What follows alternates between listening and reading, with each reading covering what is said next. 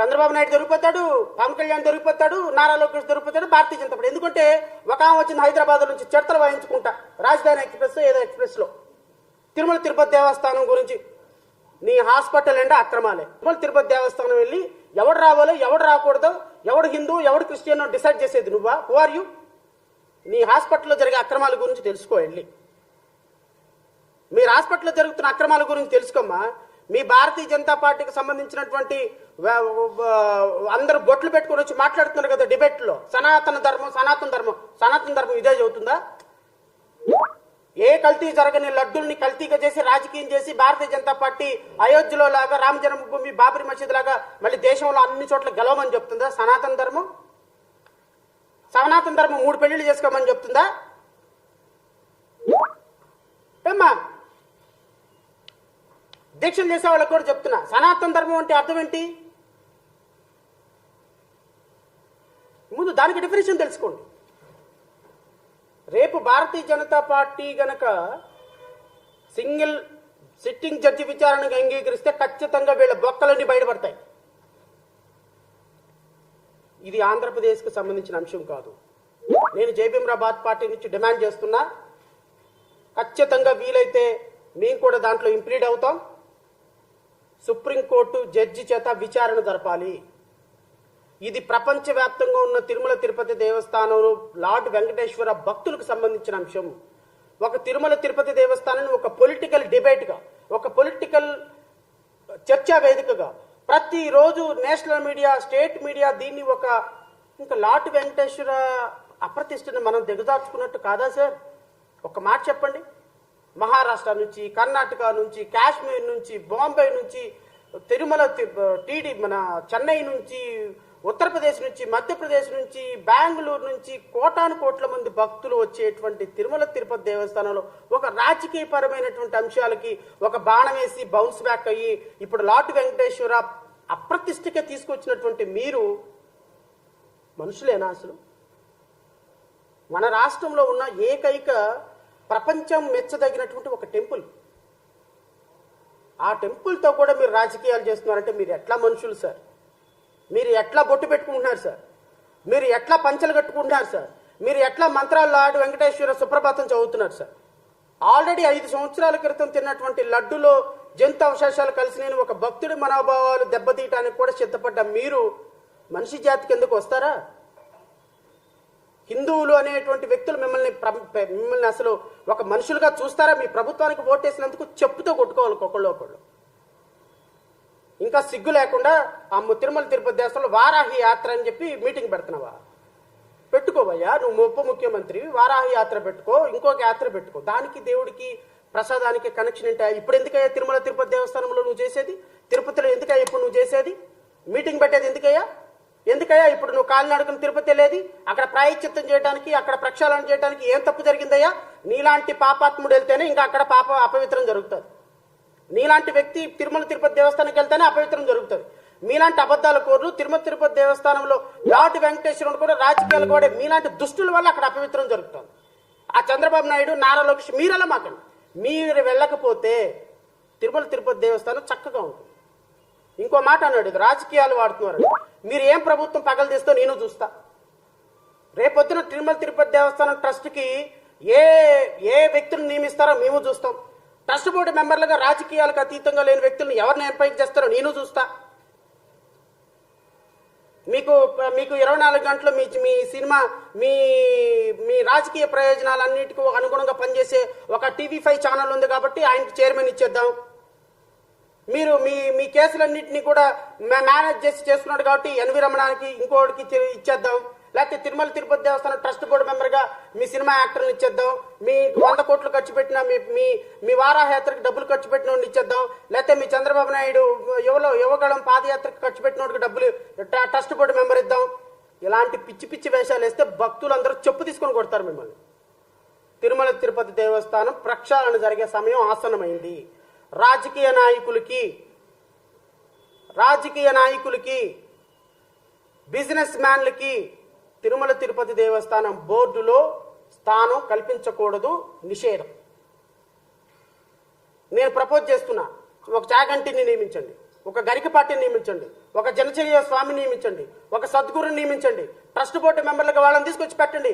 హిందూ మతం కోసం ప్రచారం చేసి నిజంగా గౌరవంగా గొప్పగా బతుకుతున్న వాళ్ళందరినీ టీడీటీ బోర్డు చైర్మన్లుగా చేయండి. నేను జయభీమరావు పార్టీ నుంచి డిమాండ్ చేస్తున్నా. మీరు గనక మళ్ళీ ఈ రాజకీయాలు తీసుకొచ్చి ఇంకొక చైర్మన్, టీ5 చైర్మన్, ఏబిఎన్ చైర్మన్, ఆ చైర్మన్ వాళ్ళు మాకు చంద్రబాబు నాయుడికి మాకు చుట్టాలు పక్కాలు, మా పవన్ కళ్యాణ్ గారికి సినిమా షూటింగ్లకు అసిస్టెంట్ డైరెక్టర్లు, పిచ్చి పిచ్చి వాళ్ళని తీసుకొచ్చి అక్కడ నియమిస్తే రేపు తిరుమల తిరుపతి దేవస్థానంలో రిపీట్ అవుతుంది. It's a high time to look for a change. It's a high time for look for a change. Tirumala Tirupati దేవస్థానంలో ప్రతి హిందూ డిమాండ్ చేయమని కోరుతున్నా. ప్రతి లార్డ్ వెంకటేశ్వరుని పూజించే ప్రతి భక్తుడిని కోరుతున్నా. రాజకీయ నాయకులకి తావు ఉండకూడదు. టీటీడీలో ఎవడు అసలు బిజినెస్ మ్యాన్ అనేవాడే రాకూడదు. సాయంత్రానికి క్వార్టర్ బాటిల్ ఓపెన్ చేసే ప్రతి ఓడికి అక్కడ చైర్మన్, సాయంత్రానికి పక్కలు వేసుకునే ప్రతి న్యాయాలకి అక్కడ తీసుకెళ్లి టీటీడీ బోర్డు మెంబరు. ఏందండి ఇది? టీటీడీ భక్తుల మనోభావాలతో నడిచేటువంటి ఒక ధార్మిక సంస్థ. అక్కడికి వచ్చి రాజకీయాలు చేయడానిక?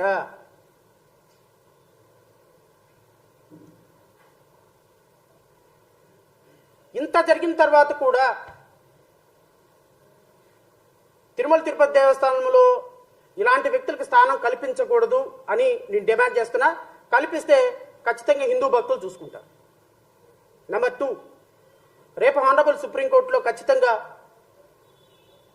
సుప్రీంకోర్టు కేంద్ర ప్రభుత్వం ఏమైనా చెప్పని, ఇది ప్రపంచవ్యాప్తంగా భక్తుల మనోభావాలకు సంబంధించిన అంశం కాబట్టి సుప్రీంకోర్టు నాకు తెలిసి కేంద్ర ప్రభుత్వం ఏం చెప్పినా ఖచ్చితంగా CBI enquiry monitored by the honourable justice of supreme court ఉంటుంది అని నేను భావిస్తున్నాను. ఎందుకంటే ఇది గనక వదిలేస్తే కన్న తల్లితో కూడా రేపు రాజకీయాలు చేసే ఒక రోజు వస్తుంది. ఆల్రెడీ వచ్చేసినాయి. కానీ దేవుణ్ణైనా రాజకీయాలకు దూరంగా పెట్టండి అనే ఒక సుప్రీంకోర్టు జడ్జెస్ యొక్క మాట చాలా సీరియస్. ఒక కాన్స్టిట్యూషనల్ హోదాలో ఉండి చంద్రబాబు నాయుడు ఈ విధంగా ఒక ముఖ్యమంత్రి హోదాలో ప్రకటన చేయడం తప్పు అని ఒక ముఖ్యమంత్రిని కామెంట్ చేయడం ఇంకా సీరియస్ కామెంట్. ఖచ్చితంగా సుప్రీంకోర్టు దీన్ని చాలా సీరియస్గా తీసుకుంటుంది. ఖచ్చితంగా కోర్టు మానిటర్డ్ సిబిఐ ఇన్వెస్టిగేషన్ ఉంటుంది అని నేనైతే భావిస్తున్నా.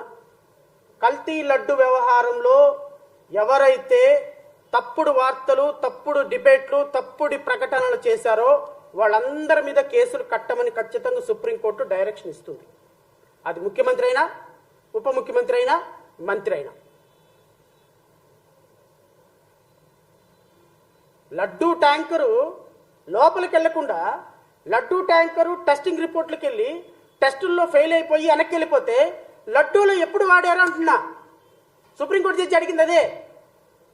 లడ్డూ ట్యాంకరు లోపలికి ఎంత కాకుండా వెళ్ళిపోతే లడ్డూలు ఎక్కడ వాడారయ్యా? ఇంకా మీరెందుకు కొవ్వు కలిసిందని అబద్ధాలు ఆడుతున్నారు? ప్రాథమికంగా ప్రైమా ఫేసి ప్రాథమికమైనటువంటి రిపోర్టుల్లో లడ్డూ తయారీలో నెయ్యి వాడలేదు అని తేలింది. ఇది ఈవో చెప్పాడు.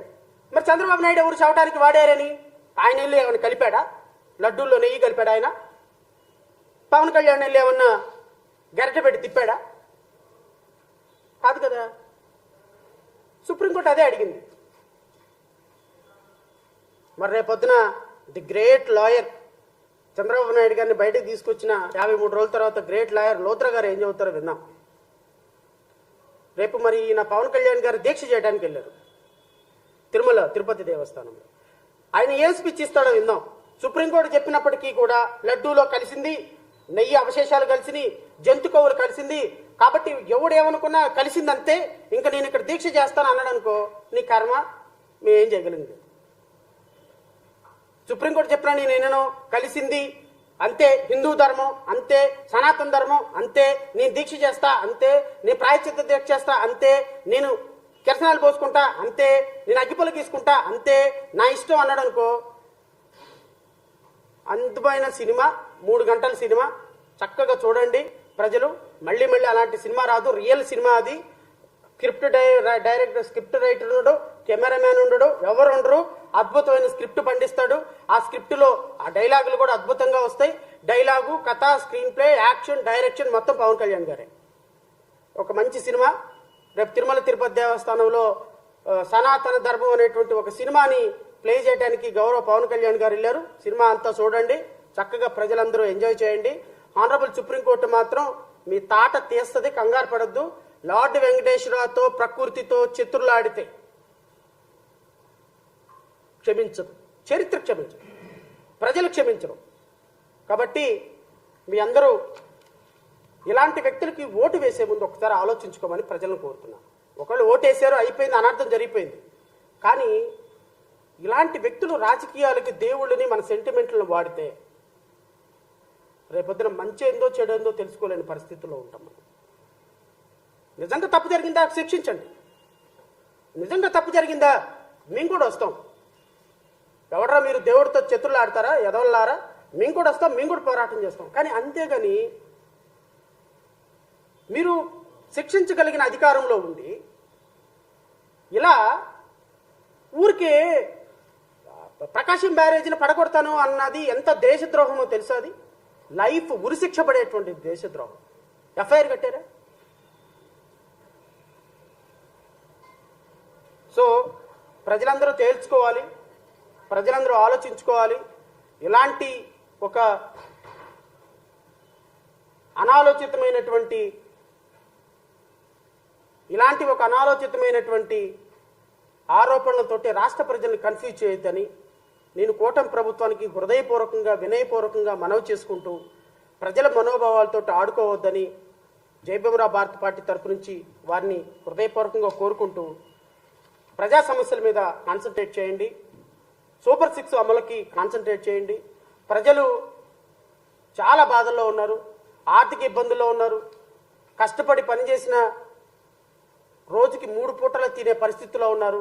ఎటు ఇంకా మరి ₹99 క్వాలిటీ మద్యం ఆంధ్రప్రదేశ్లోకి తీసుకొచ్చారు. కాబట్టి ఇక ఆ మద్యంతో పాటు కాస్త అన్నం కూడా పెట్టమని, ఆ మద్యంతో పాటు ఇంకో కొద్దిగా అన్నం కూడా పెట్టమని. అసలు నిన్న కొల్లు రవీంద్ర మొహంలో ఆనందం చూస్తే ఆ మద్యం పాలసీని రిలీజ్ చేసేటప్పుడు వాళ్ళు ఇంటికో ఉద్యోగం, అందరు కోటీశ్వరులు అయిపోయినట్టుగా ₹99 మద్యమని ప్రకటన చేస్తుంటే నవ్వాలో ఏడవాలో తల బాదుకోవాలో ఏమీ అర్థం కావటంలా. మన ఆంధ్రప్రదేశ్ రాష్ట్రానికి ఒక ఏదో 100 కంపెనీలు వచ్చి ₹1,00,000 కోట్ల పెట్టుబడులు వచ్చినట్టుగా ఆంధ్రప్రదేశ్ కొత్త మద్యం పాలసీ నేడే చూడండి ₹99 క్వాలిటీ మద్యం అని. ఎంతమంది అంటే ఎన్ని టెండర్లైనా వేసుకోవచ్చంట, ఎన్ని టెండర్లైనా, అన్లిమిటెడ్ టెండర్స్ అంట. ₹99 క్వాలిటీ మద్యం అంట. మీ 100 రోజుల పరిపాలన ఇదిగో ఇట్ట ముగిసిపోతుంది. Thank you so much. మిత్రులందరికీ ఎవరైనా ప్రశ్నలు అడగాలనుకుంటే యు ఆర్ వెల్కమ్.